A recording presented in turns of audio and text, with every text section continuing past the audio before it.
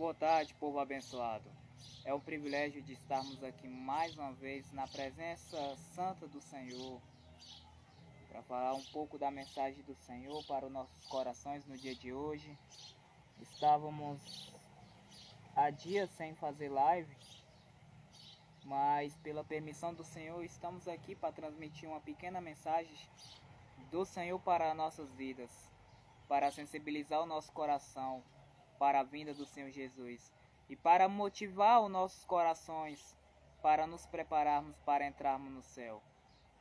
Então, uma grande honra, um grande privilégio é que nós estamos vivos, que pela misericórdia do Senhor e pela sustentação do Senhor nas nossas vidas está sendo algo maravilhoso, porque temos que agradecer muito o fôlego de vida que o Senhor dá para cada um de nós.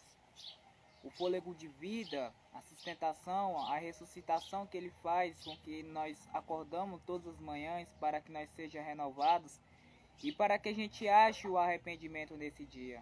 Porque o Senhor, Ele dá um dia de vida para nós, mas esse um dia de vida para nós que seja entregue totalmente para Ele e que a disponibilidade do seu tempo seja muito maior para Ele, acima de 50%. E o que o Pai requer é que cada um de nós, que nós ache o Senhor enquanto ainda nós pode encontrar. Porque o momento tão crítico e caótico que nós estamos atravessando é esse. E que temos que buscar o Senhor enquanto ainda Ele está na terra. Enquanto ainda Ele está andando na terra. Enquanto isso, Ele está lá no alto do trono sublime, no sublime alto do trono. Então, é o momento de nos refugiar na rocha eterna de Jesus Cristo e construir muito bem os pilares, a sustentação da nossa casa, a sustentação da base da nossa casa na rocha e não na areia. E como é que nós vamos sustentar a nossa casa na rocha? Através da obediência da palavra, através da obediência dos seus mandamentos. Isso é amor, e o amor é pela obediência. E a obediência santifica o homem. Então nosso tema não é falar da santificação, mas o nosso tema aqui é falar do filho perdido. Do filho perdido. E o que nós sabemos que na parábola de Lucas 15, nós vamos abrir na parábola de Lucas 15.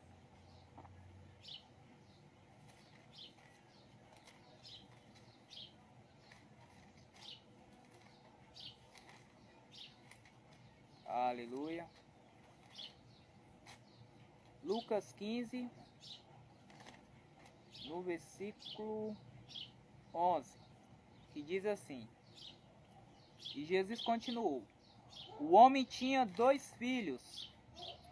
O mais novo disse a seu pai: Pai, quero a minha parte da herança. Assim ele repartiu a sua propriedade entre eles. Quer dizer que o pai criou seus 2 filhos e ele tinha 2 filhos. E o que nós compreendemos aqui, que o pai ele vivia um modelo de vida com os seus filhos de uma forma rigorosa, de uma forma de obediência, de honra aos pais. Um ensinamento profundo de amor, de honra, de respeito, de temor, de ensinamentos bíblicos diante dos filhos, mostrando a educação que eles tiveram, educados para viver totalmente em santidade, em justiça, e entregando as suas vidas como vidas sacrificiais ao Senhor. Este era o modelo de vida que o pai levava com esses 2 filhos, mas o filho mais jovem, ele não teve totalmente esse contato direto com esse ensinamento rigoroso que o pai tinha. E então ele teve contato com o mundo. Então o mundo, a educação que ele teve lá fora, desfocou totalmente ele dos princípios de alcançar a vida eterna, de estar em contato com aquela educação que o pai tinha com ele. Porque ele deu ouvidos ao mundo, e isso atrapalhou o raciocínio dele. E então, pelo fato de ele ser jovem e de como uma pessoa ela é jovem, ela quer conhecer mais o mundo, Então ele foi à procura de sair a conhecer o mundo. E então ele pediu para o pai a parte da herança. E então o pai ainda avisou para ele que o mundo era perigoso, que o mundo era perigoso e ele era jovem, ele não dava conta de se sustentar. Então, a partir do momento, o pai entrega a herança para ele e ele sai ao mundo afora, para ver como uma forma dele se tornar independente lá no mundo. E então, a partir do momento quando uma pessoa ela tem dinheiro, quando um jovem tem dinheiro, muitos amigos se aproximam dele. Muitos amigos, muitos convites, e então tudo ele se torna atraente. Então o mundo vai todinho para ele. E então ele começou a gastar com os jovens, começou a gastar sua riqueza com as prostitutas, com os bares. E então tudo isso ele foi torrando o seu dinheiro. Quando nós observamos aqui no versículo 13. E não muito tempo depois, o filho mais novo reuniu tudo o que tinha e foi para a região distante. Como eu falei, ele foi para conhecer o mundo e lá desperdiçou seus bens vivendo irresponsavelmente. E depois de ter gasto tudo, houve uma grande fome em toda aquela região. E ele começou a passar necessidade. E por isso foi empregar-se um com cidadãos daquela região, que o mandou para o seu campo a fim de cuidar de porcos. Então, quando nós observamos aqui que quando ele gastou toda a sua riqueza, então os amigos dele foi saindo dele. Todos os amigos que ele tinha foi saindo dele. As prostitutas que estavam com ele já caiu fora, porque ele não tinha dinheiro mais.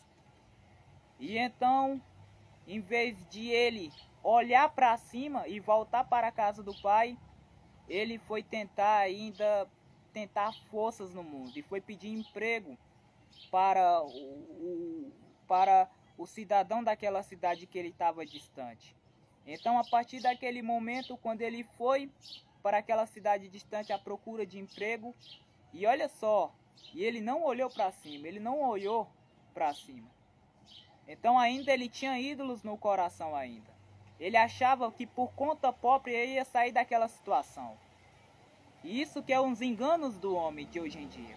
Isso é os enganos dessa vida terrena. Achar que você vai sair com seu próprio mérito, sendo que você não sai de uma situação com seu próprio mérito. Não sai, é impossível. Se você não olhar para cima, você não tem como sair de uma situação. A mesma forma que acontece com o cachaceiro na rua, a mesma forma que acontece com o alcoólatra, com o que está na prostituição, ele não consegue sair daquela condição. Ele ali é uma prisão. Se ele não olhar para cima e se ele não olhar Jesus, é impossível ele sair daquela condição. No mundo espiritual, lembre-se, no mundo espiritual a carne é vendida para o pecado. A carne ela é vendida para o pecado. Ou seja, a carne só sai de lá só se Jesus vir e quebrar essa prisão da malignidade. Porque o pecado, ele habita na nossa carne. E a carne, ela é a residência do pecado. Por isso, Jesus falou, crucifique a sua natureza carnal e viva e obedeça às vontades do Espírito. Então, vamos continuando. Então, esse jovem aqui foi começar a pedir emprego para esse cidadão que estava na cidade. E o que é impressionante é que o cidadão da cidade, o patrão, mandou ele cuidar dos porcos. E os porcos no mundo espiritual significa pecado. Significa distanciamento total de Deus. Significa separação total de Deus. Então, a partir desse momento que teve esse distanciamento, então ele olhou para cima, porque os ídolos que estavam no coração dele saíram totalmente. Saíram totalmente do coração dele. E então ele olhou para cima. Ele olhou para cima porque Deus deu o arrependimento para ele. Deus deu o arrependimento para ele. Ele lembrou que tinha um pai. Quantos empregados de meu, aqui no versículo 17, caindo em si, ele caiu em si que tinha um pai. porque foi o Pai que revelou para ele. O Pai que entregou o arrependimento para ele. Quantos empregados de meu pai têm comida de sobra, eu aqui morrendo de fome? E então eu me porei a caminho e voltarei para o meu pai e lhe direi: Pai, pequei contra o céu e contra ti. E então ele foi se arrepender diante do pai. E o pai, eu não quero prolongar muito nessa parábola, porque eu quero ir na segunda fase da mensagem, que mostrando aqui essa parábola é que o arrependimento ele só flui na sua vida se a partir do momento em que seus ídolos totalmente saírem da sua vida. Quando nenhum ídolo tiver de pé no seu coração, então o arrependimento vem. E o Senhor é que entrega o arrependimento. E para isso, nós temos que desfocar das coisas que tiram a nossa atenção. Temos que desfocar das coisas que tiram o nosso foco. Temos que desfocar das coisas daquilo que está nos amarrando. E cortar pela nossa decisão. Lembre-se, a nossa decisão tem uma força muito poderosa no mundo espiritual. Porque quando você decide que quer abandonar o pecado, então você vive na luz. A sua luz brilha. Quando você tira os impedimentos, tira os laços que pode te atrapalhar, que pode te trazer uma corrente, te aprisionar. Mas o arrependimento, que é o sangue de Jesus Cristo, quebra todas essas cordas. E esse arrependimento é a mensagem final para os nossos dias. Que temos que ser como o filho pródigo, de achar e de encontrar o arrependimento. E pedir a Deus, olhar para Deus. E não sermos orgulhosos, sermos arrogantes, altivos. E de achar que somos autossuficientes nessa terra e que damos conta de nos sustentar com nossas próprias forças.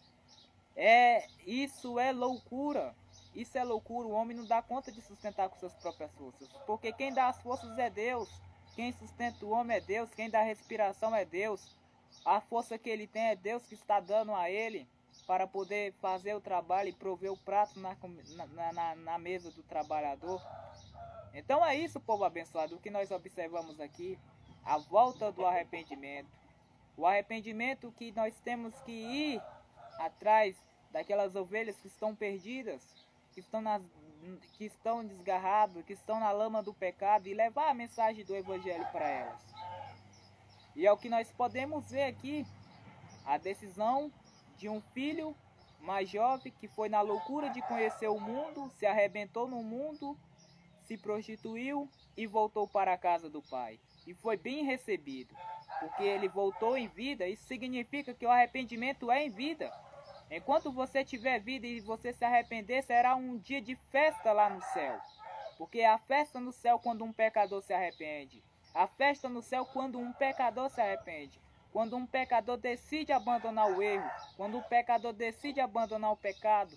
A decisão dele é tão poderosa no mundo espiritual que há festa no céu quando um pecador se arrepende. Então é o que nós observamos aqui. A vinda do filho, a vinda do filho pródigo até a casa do pai. Reconhecendo que ele pecou contra ele, contra Deus. E o pai perdoou e recebeu de braços abertos. Mostrando o verdadeiro arrependimento. Mostrando aqui o perdão, o amor ao próximo, porque nem o irmão mais velho não teve nem misericórdia, não teve compaixão, nem se alegrou pela vinda da volta do filho mais jovem. Ele ficou irado, ele ficou com muito ódio, porque ele achou que como ele já tinha voltado e que ele já tinha sido restituído e restaurado, ele ficou com medo da parte da herança que ele tem em volume ser compartilhada com ele novamente. Então ele sentiu ciúmes. Então Jesus foi para os pecadores. Ele não veio para os justos. Porque se tivesse justos aqui nessa terra, ele não teria vindo. Mas nós somos pecadores e necessitamos do seu sangue. Necessitamos da sua misericórdia para o nosso coração, para as nossas vidas. E que temos que transmitir a luz de Cristo por meio das nossas obras. que temos que transmitir a luz de Cristo por meio do nosso comportamento, das nossas atitudes. Aleluia, glória a Deus. E se preparar bem para o arrebatamento da igreja. E que o arrebatamento da igreja está quase perto para se concretizar, porque as evidências dos fatos estão se cumprindo na terra. Aleluia, glória a Deus.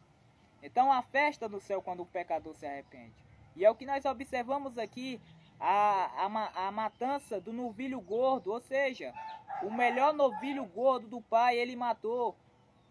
Ele matou. Isso aqui estava simbolizando a morte de Cristo Jesus por ele, para justificar ele, para que só assim ele pudesse vestir as roupas com dignidade, porque ele tinha sujado o nome da família, ele tinha jogado o nome da família no lixo, ele tinha gastado toda a sua herança que ele tinha da família, mas aqui ele foi restituído, aqui ele foi restaurado, e aqui ele está agora na graça imerecida, e que agora com a matança do novilho gordo, agora ele merece essa graça.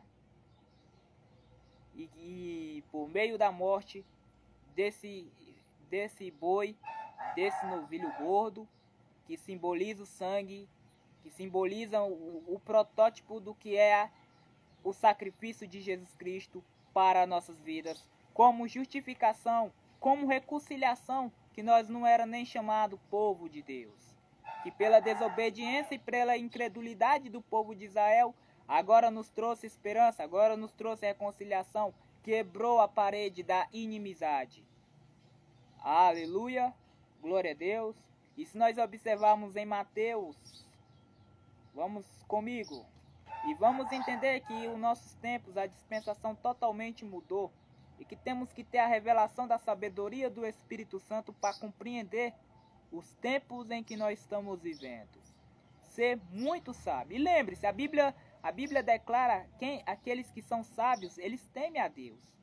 E eles compreendem os tempos em que eles estão vivendo. Não é à toa que a Bíblia chama os magos, aqueles que foram entregar o presente para o nascimento lá de Jesus Cristo. A Bíblia declara ele como sábios, porque eles compreenderam que o tempo da visitação ali naquele momento tinha mudado. E então só ali, naquele momento ali, eles compreenderam pela revelação da estrela. E se nós olharmos em Mateus 24, e se nós olharmos em Lucas 21 e Marcos 13, nós vamos ver os sinais proféticos dos tempos do fim. Aleluia, glória a Jesus. Nós vamos entender os sinais dos tempos do fim e o anúncio da vinda do Messias, que ele vai vir. Então a Bíblia descreve em Mateus 24:12. Vamos comigo em Mateus 24:12. Glória a Jesus, louvado seja o Senhor. Estamos juntos, estamos compreendendo. Aleluia. Vamos lá em Mateus 24:12, que diz assim: devido ao aumento da maldade, o amor de muitos esfriará. Aleluia. O amor de muitos esfriará. E ninguém sabe nem o dia e nem a hora. Isso significa que no versículo 12 está dizendo que o amor de muitos. Isso significa que muitos estão se afastando de Deus. Que muitos estão se afastando do amor ao próximo. Que muitos estão se afastando da fé. E que muitos estão se esfriando. Mas a Bíblia diz que esse era o sinal. Os sinais que viria antes da vinda do Senhor Jesus.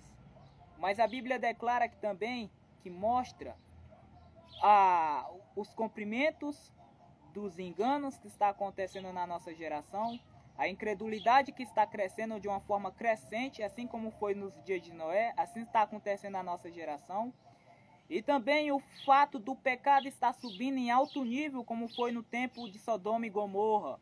E que Jesus falou que o tempo de Sodoma e Gomorra seria como hoje. Como hoje. A paz do Senhor, João Vitor, louvado seja Deus. Aleluia.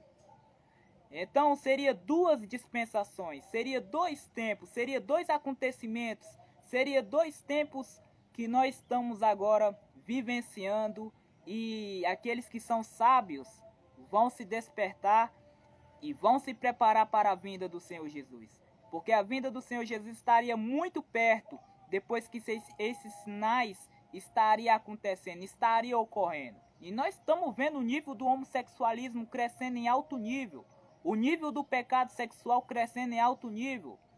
Hoje, antigamente, as pessoas se vestiam com dignidade, com comportamento sério, com comportamento de luz, com pureza. Hoje nós estamos vendo o tamanho, o peso de pecado sexual que está crescendo em alto nível na nossa geração. Se afastaram totalmente dos princípios, da inocência, da pureza. E é isso que o diabo, Satanás, corrompeu este mundo ponta a ponta, deixando esse mundo totalmente mergulhado na escuridão do pecado. E é um nível muito alto que, assim como foi no Sodoma e Gomorra, que o justo Ló estava naquela cidade, ele estava se angustiando para sair daquela cidade gay, mas não tinha como. Então o pai envia 2 anjos para tirar daquela cidade e para castigar aquela cidade. E é assim que vai acontecer na nossa geração. Porque Jesus falou, assim como foi nos dias de Ló, assim será na nossa geração. E o nível da homossexualidade, o nível do pecado sexual, do lesbianismo está crescendo em alta escala. Isso vai ser uma perseguição total contra os filhos da luz. Porque as pessoas que estão na prática dessas maldições, elas odeiam os pregadores da justiça. Porque a justiça do evangelho repreende o pecado. Repreende o pecado. E ninguém gosta de ser repreendido. Ninguém gosta de ser tocado no seu pecado de estimação. E então eles virão com muita força. E haverá uma perseguição logo aqui na frente. E temos que nos preparar a nossa vida já em arrependimento. Porque o arrebatamento vai acontecer e vai ser a retirada da igreja para a eternidade. E o juízo de Deus tomará de conta. Então o que nós podemos entender e que nós podemos compreender é pedir a sabedoria do Espírito Santo para ele nos mostrar a verdadeira forma, o verdadeiro ensinamento nas nossas vidas de como a gente tem que andar em santidade, de como a gente tem que praticar a justiça real e de parar de ser desonesto, parar de ser injustos e começar a praticar uma vida de justiça, praticar uma vida santa, uma vida reta, uma vida digna e parar com as falsas profecias, com os falsos evangelhos e começar a pregar o evangelho da cruz e do sangue, que é o verdadeiro evangelho que salva um homem pecador, o evangelho do sangue, que traz vida, que traz transformação de vida.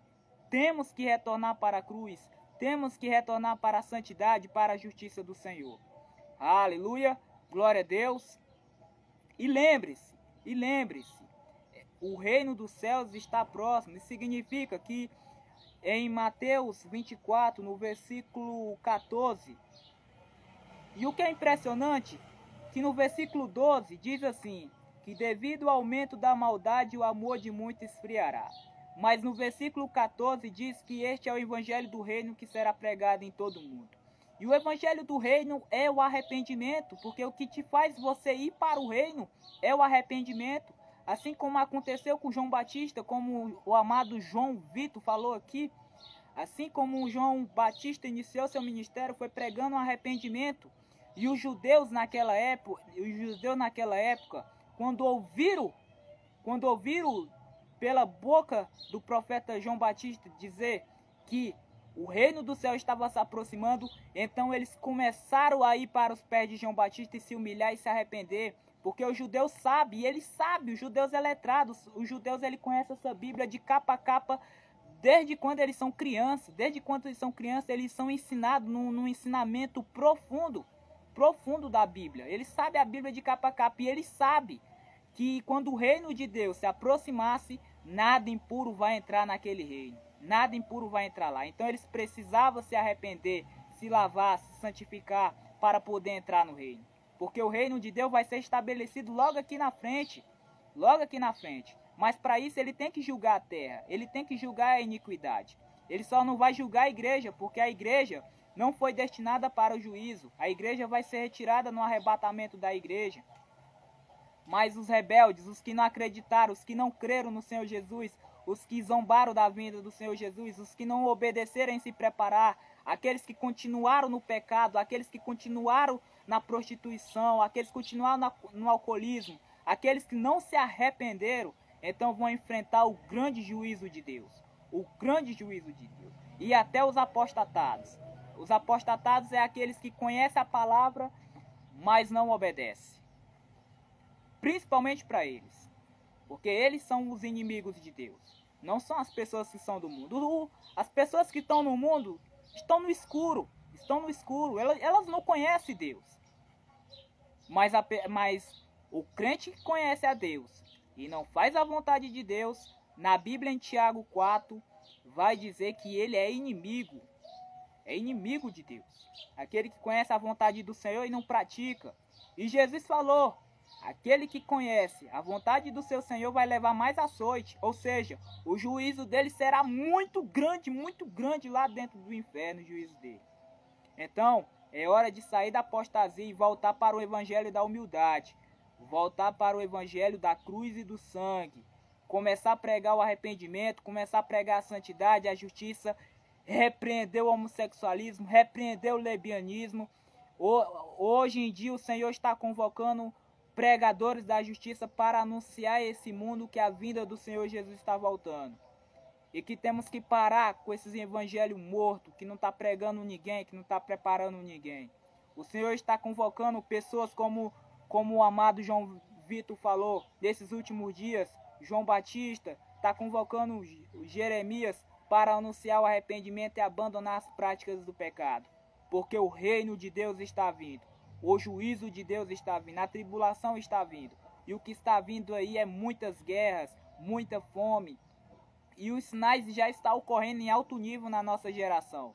Chamando a nossa atenção para nos preparar muito bem a nossa vida. Muito bem. Se você está no erro, é hora de sair dos erros.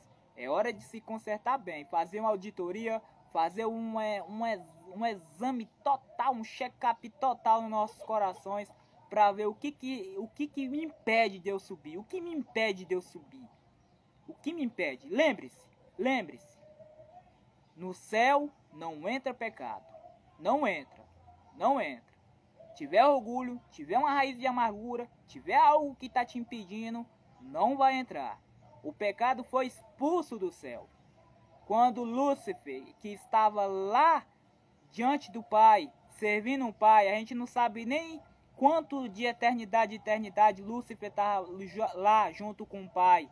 Mas a partir do momento que ele olhou para si, ele viu que ele tinha uma beleza muito grande, ele viu que tinha pedras preciosas.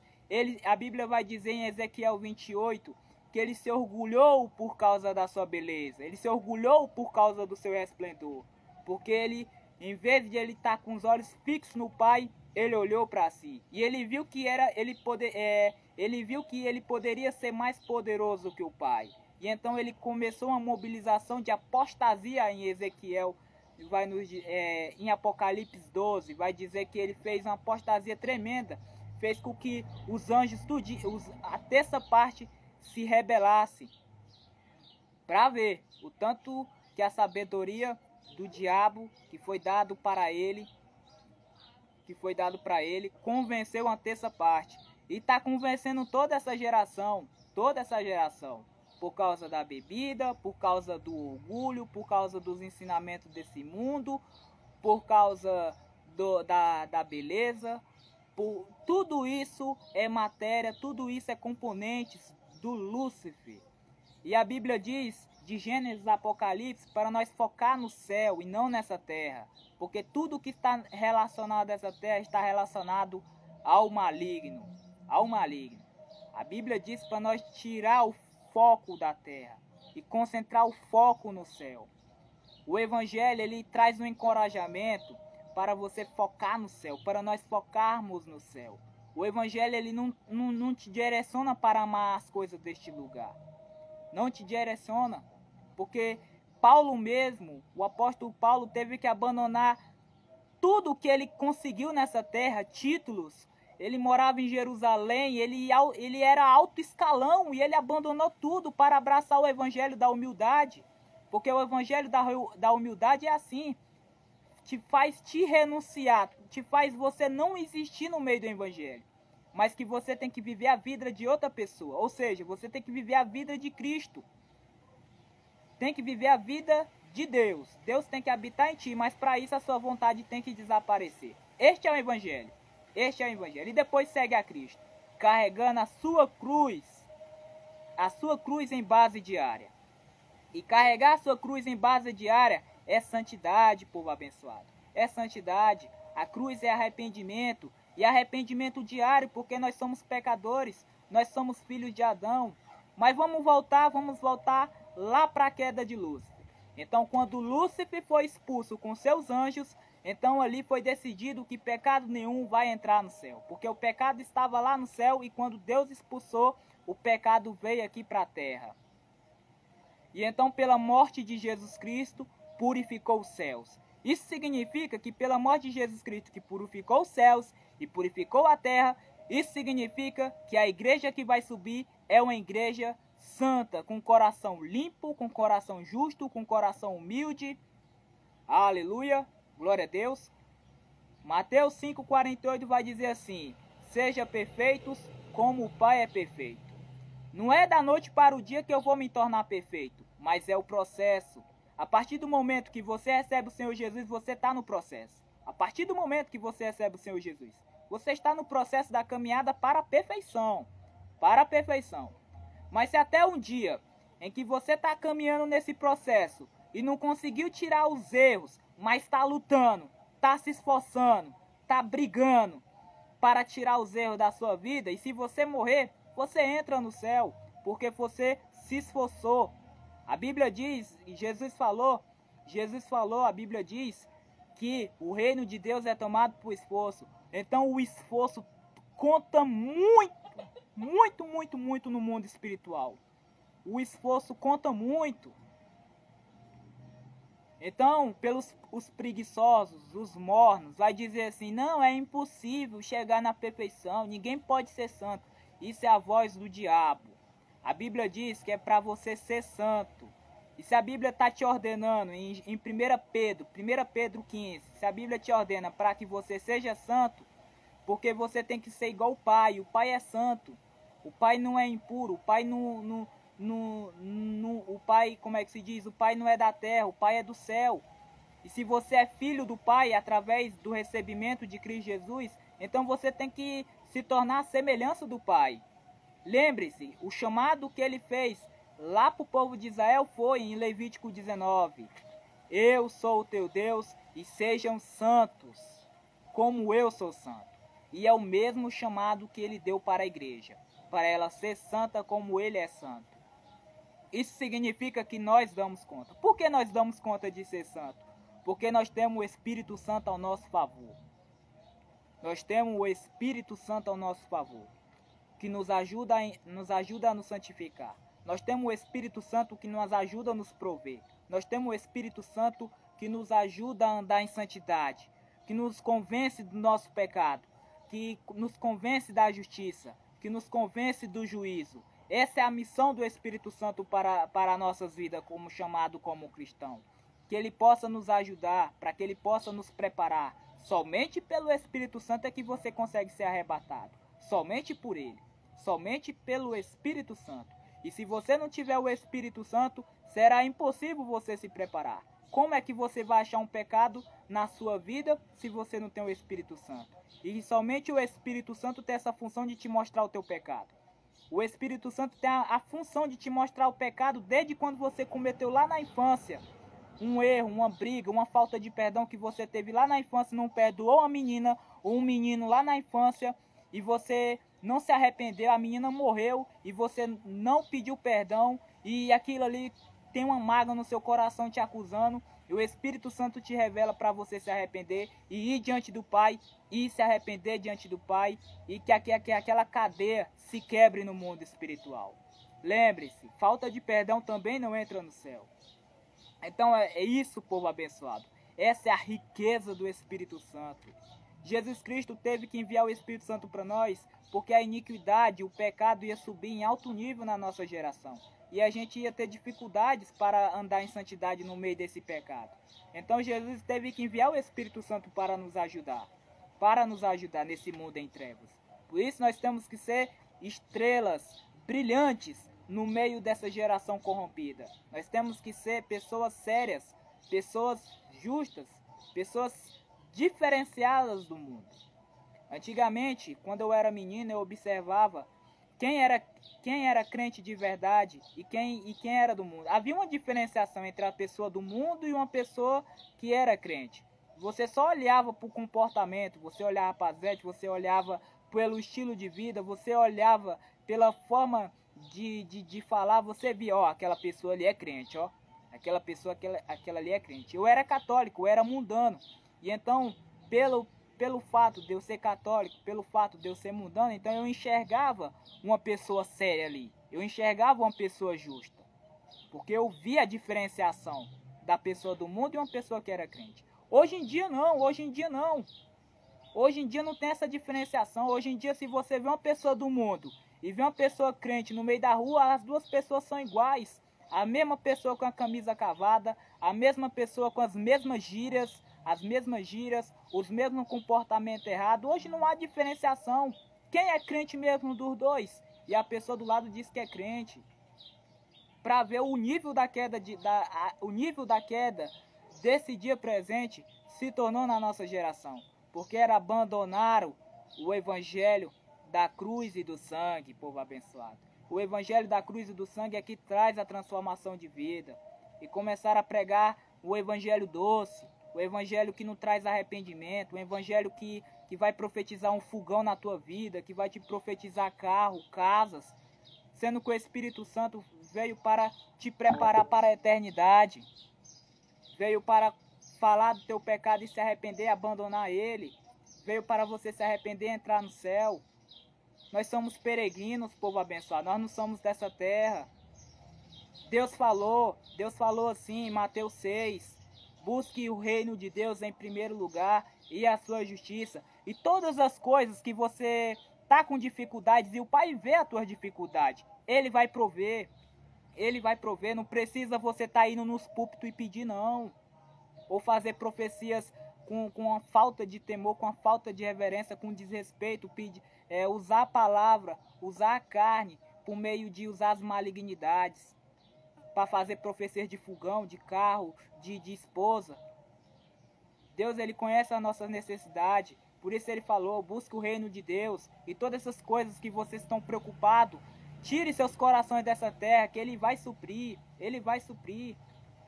Aleluia, glória a Deus. A igreja tem que retornar para o evangelho da cruz.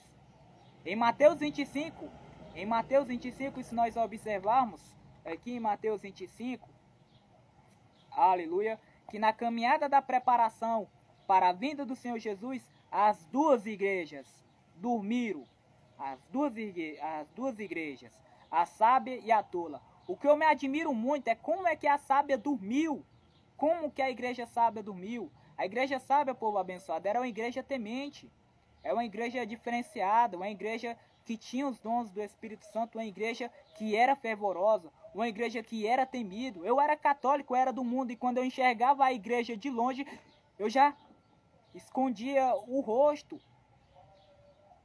Mas até o momento, no meio dessa geração, ela dormiu, porque ela não conseguiu sustentar suas lamparinas.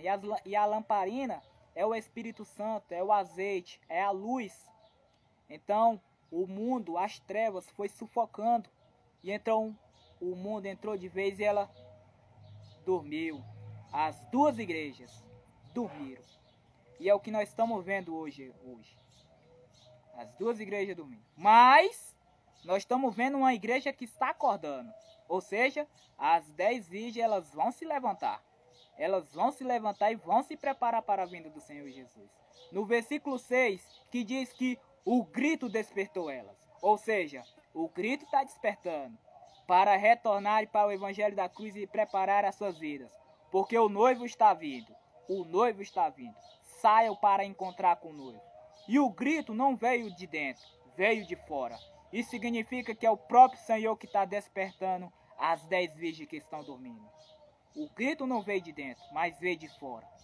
Isso significa que as 10 virgens que estão dormindo neste exato momento, nesse evangelho da prosperidade, nesse evangelho do conforto, nesse evangelho de profecias de carro, de marido, a igreja que está envolvida no dinheiro, elas vão se despertar e vão retornar para o evangelho da cruz. Porque é o evangelho da cruz que a igreja nasceu. Foi pelo evangelho da cruz que Cristo morreu por essa igreja. A igreja que honra o sangue, a igreja que honra a justiça, a igreja que honra o arrependimento, a igreja que honra a santidade, a igreja que é diferenciada do mundo. Cristo morreu foi por ela, não foi por uma igreja comediante, não foi por uma igreja trivial, uma igreja tola. Aleluia, glória a Deus.